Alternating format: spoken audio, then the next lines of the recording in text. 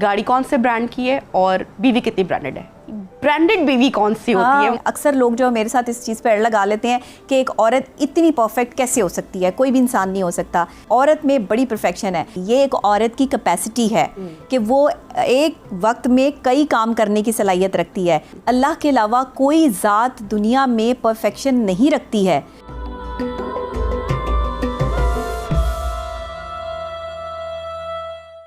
नबीहा, आपका एक इंटरव्यू हमने देखा, एक बात बहुत वायरल हुई, मैं उस पर आपका कमेंट और इन डिटेल से आपने कहा कि मर्द का पता शायद चलता है अगर उसके पास गाड़ी कौन से ब्रांड की है और बीवी कितनी ब्रांडेड है।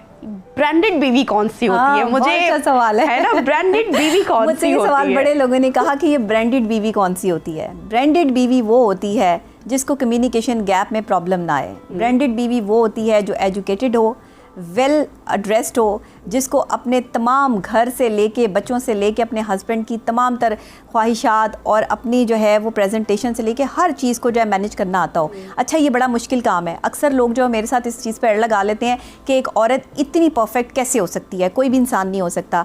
देखें, एक औरत बड़ी परफेक्शन रखती है। औरत में बड़ी परफेक्शन है। आप यहाँ बैठी एक प्रोग्राम होस्ट कर रही हैं, अभी आपको थोड़ी देर में ये कहा जाए ना कि आपने किसी बच्चे को जो है वो अच्छे से जो है वो कपड़े पहना के तैयार करने हैं, तो आप 2 मिनट में ये काम कर देंगी। दूसरी ही तरफ अगर आपने चाय जो है वो रखी हुई है किचन में, तो आप वो भी जाके अपने लिए जो है वो निकाल लेंगी। ये एक औरत की कैपेसिटी है कि वो एक वक्त में कई काम करने की सलाहियत रखती है। मर्द ऐसा नहीं करते।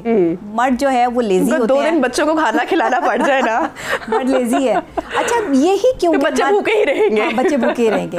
अच्छा, मर्द की जिम्मेदारी जो है ना वो बच्चों के साथ मैं यहाँ पे एक और चीज़ भी ऐड करना चाहूँगी कि आपने ये बात बिल्कुल सही कही कि अल्लाह ताला ने ख़वातीन की कैपेसिटी रखी है कि उसको ये कहीं ना कहीं अच्छा भी लगता है कि उसका दस्तरखान सजा हो, घर में दावत है तो वो बेस्ट करे, बच्चे हैं तो वो अच्छे से देख रहे हों, खुद भी तैयार सजना सवरना उसके अंदर है, तो वो ये काम कैपेसिटी तो उसके अंदर है, लेकिन उसको परफेक्ट बनाने में आई थिंक कि उसके शौहर का भी बहुत बड़ा किरदार है कि वो कितना सपोर्टिव है, वो उसको कितना हेल्प आउट कर रहा है, कितना अंडरस्टैंड कर रहा है। तो आई थिंक कि ये क्रेडिट या ये सपोर्ट जो है ये वहाँ पर भी जाना चाहिए, या आता है तो एक बीवी आई थिंक कि फिर वो चेहरे पे भी वो ग्लो आता है, वो बर्डन नहीं होती है, उसको फिर अच्छा लगता है कि हाँ वो ये सब कुछ अगर कर रही है तो वो फिर उसको एंजॉय करके करती है। लेकिन वहीं पे अगर शौहर आके कीड़े निकाल रहा है कि ये बच्चों को तुमने ये कर दिया, ये चाय में आज चीनी ज़्यादा हो गई, खाने में नमक कम हो गया, तुमने ये नहीं किया, तो वो जो कैपेसिटी उसकी है वो शायद कर तो ले उसमें जाके, लेकिन वो मुरझा सी जाएगी। अच्छा, ये मर्द जो हरकतें करते हैं ना जानबूझ के बीवी के काम में जो है वो कीड़े निकालना, जानबूझ के बीवी की पर्सनैलिटी में जो है वो कहना तुम्हारे से ज़्यादा खूबसूरत लड़कियां जो है वो मैंने देखी हैं, मेरी तो सारी ज़िंदगी बड़ी खूबसूरत लड़कियों में गुजरी। ये बड़ा मसला है हमारे पाकिस्तान का। ये गलत बात नहीं है, ये सासे कमतरी है। ये गलत बात से भी बहुत, मैं कहती हूँ कि घटिया तरीन बात है। ऐसी बातें जिससे एक दूसरे की दिल आज़ारी हो, अगर वो करेगी तो फिर आपको अच्छा लगेगा। तो ख़वातीन भी तो अक्सर कहती है ना, शादी से पहले मेरे ऐसे ऐसे रिश्ते आते थे, क्या बताऊं। मत करें एक दूसरे को, दोनों एक दूसरे को बातें इस तरह की मत करें। टीज करने के लिए ख़वातीन या मर्द इस चीज़ का सहारा लेते हैं, और एहसास कमतरी का जो मर्द शिकार होते हैं ना, उनकी किसी भी खातून के साथ कोई दोस्तियाँ वोस्तियाँ नहीं होती, कोई खूबसूरत तरीन जो है वो ख़वातीन उनके इर्द गिर्द नहीं होती। वो इमेजिनेशन होती है, उस इमेजिनेशन की बातें जो है वो अपनी बीवी के साथ जानबूझ के शेयर करते हैं ताकि हम इसको मेंटली टीज़ करें। तो इसलिए ख़वातीन मेंटली टीज़ मत हो। अगर किसी दूसरी खातून की तारीफ़ हो रही है तो आप भी मिल जाए उनके साथ कि अच्छा बहुत अच्छी है, बाल बहुत अच्छे हैं, आंखें बहुत अच्छी हैं, चलें ये तो बड़ी ज़बरदस्त बात है। क्या हो जाएगा? कोई फर्क नहीं पड़ेगा, लड़ाई नहीं होगी, बच जाएंगे आप, एक लड़ाई से बच जाएंगे। बिल्कुल, आप स्माइल के साथ जो है वो इसको जो है एक्सेप्ट करें कि आपका शौहर जो है वो किसी की तारीफ कर रहा है, आप भी जो है वो थोड़ी देर बाद जो है वो किसी की तारीफ कर दें। Ignorance is blessing sometimes। Exactly, ज़रूरी है। अगर आप ऐसा नहीं करेंगे तो घर में लड़ाई झगड़े का माहौल जो है वो बच्चे जो है वो आपके बिल्कुल ख़त्म हो जाएंगे। समटाइम ना शादी के 5, 6, 7, 8 साल के बाद जाके आती है वो जो ख़वातीन शादी हर बात पे रोती रहती है, सेंसिटिव हो जाती है, अब ये हो गया, अब ये कह दिया, वो 8-6 साल के बाद वो ऐसा इग्नोर वो कर देती है ना, मतलब बुरी बातों को लेट गो कर देना, चले हम इसको इग्नोर नहीं कहते कि लेट गो कर देना कि ये तो अच्छा बड़ी मामूली सी बात है, ये तो उसका मीन भी नहीं है। समटाइम आप बहुत सारी बातें कैजुअली कर रहे होते हैं। तो आई थिंक जो लेट गो की पॉलिसी है ये हमारे यहाँ बहुत सारे लोगों को अपनाने की ज़रूरत है, इसमें मर्द और ख़वातीन दोनों शामिल हैं। बिल्कुल, देखें दोनों परफेक्ट नहीं है। अल्लाह के अलावा कोई ज़ात दुनिया में परफेक्शन नहीं रखती है, तो एक इंसान जो है वो गलती का पुतला है, उससे गलती होती है। मियाँ बीवी को चाहिए कि एक दूसरे की गलतियों से जो है वो उस पर इंडोज़ ना करें कि तुम गलत हो, तुम यहाँ पर गलत हो, तुमने तो मुझे कभी मोहब्बत ही नहीं दी, तुम तो कभी मेरे लिए यही नहीं किया। अगर उसने नहीं किया तो आप कर लें। कि जब औरत को बनाया गया था ना, तो ना मर्द के माथे से बनाया गया था कि वो मर्द के सर पर चढ़कर जो है वो हुक्मरानी करे, ना उस औरत को जो है वो मर्द के पाँव से बनाया गया था कि मर्द उसको अपने पाँव की जो है वो जूती समझे, बल्कि औरत को बनाया गया था मर्द की पसली से, ताकि वो उसके दिल के करीब रहे।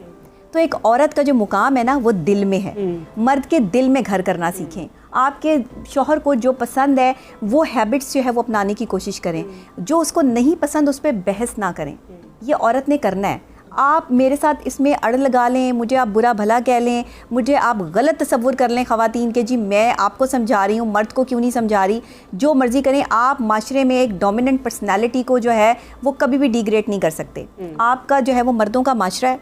आप इस मर्दों के माशरे में जो है वो औरत अपने हकूक़ लेने जब बाहर निकलती है तो वो आज़ादी के नारे लगाती है। उसको किससे आज़ादी चाहिए? शौहर से, अपने भाई से, अपने बाप से, वो जो उसके मुहाफ़िज़ हैं, वो जो उसको प्रोटेक्ट कर रहे हैं, वो जो जिनके ना होने से उसकी ज़िंदगी जो है वो बिल्कुल अजीरन हो जाएगी। किसी के सर पे बाप नहीं है, उन बेटियों से पूछ के देखें वो इस दुनिया में कैसे ज़िंदगी गुजार रही हैं। जिनके सर पे शौहरों का साया नहीं है, वो बेवगी की हालत और सूरत हाल में कैसे कैसे मर्दों की जो है वो नज़रें भुगत रही हैं, उनसे पूछ के देखें। तो मैं इसीलिए ख़वातीन को कहती हूँ कि अगर आपके घर में मर्द मौजूद हैं, आपके शौहर आपके सरों पर सलामत है, बेशक वो आपको टाइम नहीं दे रहे, आपके साथ जो है वो उनका अच्छा बिहेवियर नहीं है, उन्हें उनकी माँ ने ट्रीटमेंट ही नहीं दिया, उन्हें समझाया ही नहीं कि उन्होंने किसी आने वाली बेटी को जो है वो कैसे ट्रीट करना है, लेकिन आप अगर ये ताना उसको दे देंगी तो आपकी लड़ाई हो जाएगी। तो फिर बर्दाश्त किया जाएगा। ये बेसिकली वो जो आज़ादी के नारे लगा रही है वो मर्द बाप और भाई से आज़ादी के नारे, जहाँ तक मैं समझती हूँ, नहीं लगा रही। वो शायद उसे अब्यूसिव रिलेशन से निकलने के लिए आज़ादी के नारे लगा रही है। कैसे निकलेगी? कि मुझे मारा पीटा ना जाए, तो मुझे गालम गलोच ना कीजिए। जब कोई शख्स ऐसे मर्द के साथ या ऐसे रिलेशन में है,